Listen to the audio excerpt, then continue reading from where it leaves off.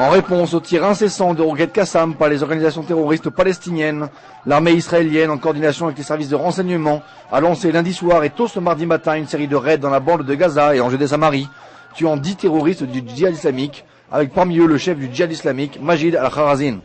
Le mouvement terroriste a promis de se venger en lançant une vague d'attentats suicides en Israël.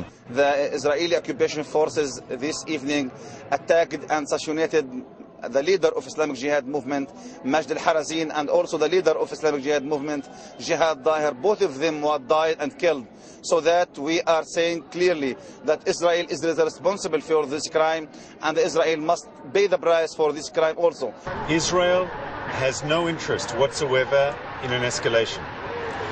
But we must act to defend and protect our citizens who have been the victims of daily attacks by these extremists.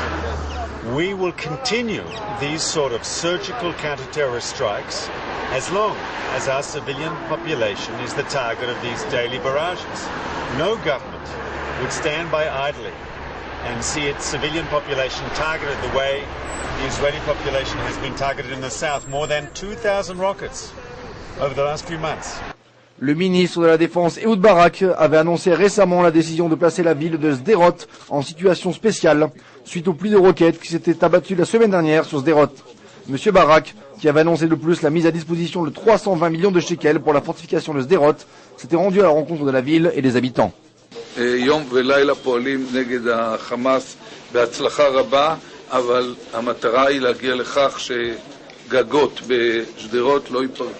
Le ministre de la Défense, Ehud Barak, a cependant été accueilli par une population exaspérée et à bout de nerfs.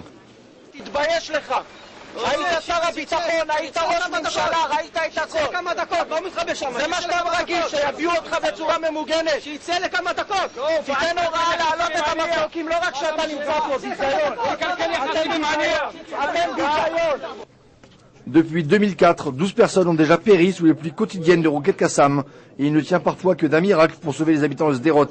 Le gouvernement israélien se doit cependant de trouver une réponse plus convaincante à cette menace.